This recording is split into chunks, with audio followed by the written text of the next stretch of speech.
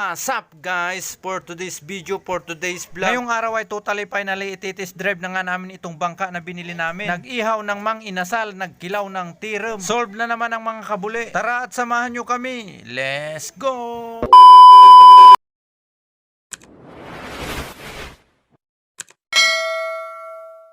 Mga kabuli. Ngayong araw ay nandito nga na naman ang mga tukmol sa gilid ng dagat dahil ngayong araw ay titest drive nga namin itong bangka ni Kuya Richard. Dahil nga totally natapos na din namin itong bangka ni Kuya Richard kaya titest drive muna namin bago namin gamitin mangisda. Para naman hindi magkaabirya kapag kami ay nangingisda, nilagyan na rin namin ng baterya push button para madaling paandarin. Dito ay ginagawa na ni Kuya Disoy ng sarado ang butas ng kanal para hindi mapasukan ng tubig ang bangka habang kami ay umaandar. Pagkatapos nga nasalpakan ni Kuya Disoy ang kanal ng bangka ay pinaandar na namin. Dito nga hindi ko muna ibu-voice over para marinig nyo naman ang tunog ng bangka.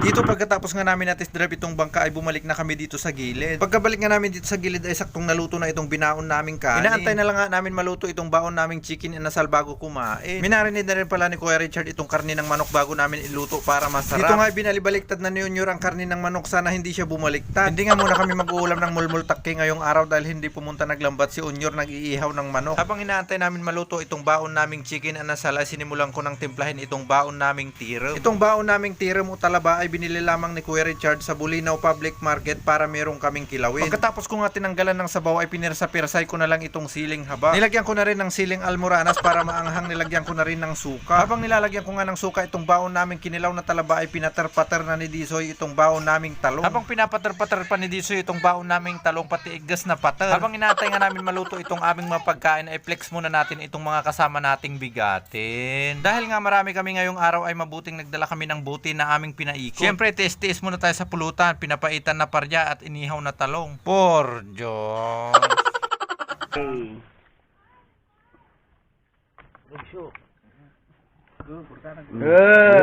Dito naman anak ko! Gano'n ka, Sen? Manong katang, Sen?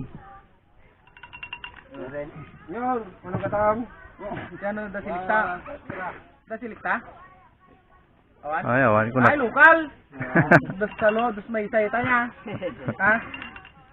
Dos may isa? Napuydog. So yan?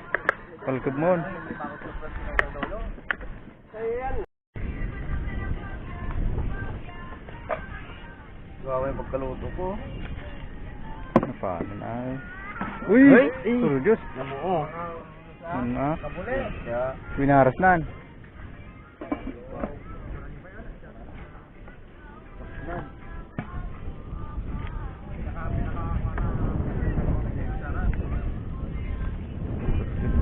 Sabi. Pinirsa-pirsa ilo kayo.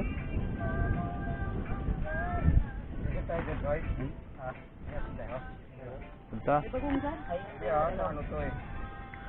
Di na pa mo pindutan ni Yayo di kamera na. Palawa. Uy.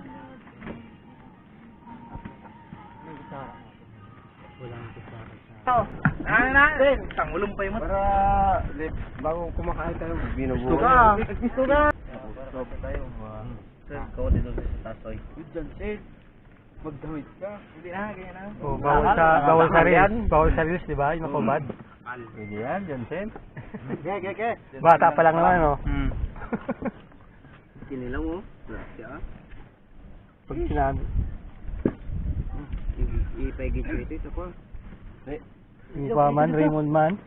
Ano naman? Pagit na sa riyawi doon. Umayak kayo. Sana naman palagi niyong suportahan itong aming mga video at huwag kayong magsawa sa aming lokal na pagmumuka. Dito nga dahil naluto na itong aming mga pagkaing hinanda ay nakahanda na kaming kumain. Sinimulan na nga naming lantakan ang pagkaing nasa aming harapan. Gusto lang ulit namin magpasalamat sa itaas dahil binigyan niya na naman kami ng ganitong pagkakataon. Ang ganitong pagkakataon ay minsan lang nagaganap sa isang taon. Gusto lang ulit namin magpasalamat mga kabuli dahil pinanood nyo na naman itong aming video hanggang dito sa dulo. Sana naman napatakam na naman namin kayo sa video naming ito at nakangiti, labas ngipin. Kung ganun mga kabuli ay mag-iwan naman kayo ng inyong komento at taga saan kayo para alam namin kung sino-sino kayo. Syempre wag nyo rin kalimutang i-like at i-share itong aming video. Maraming salamat po.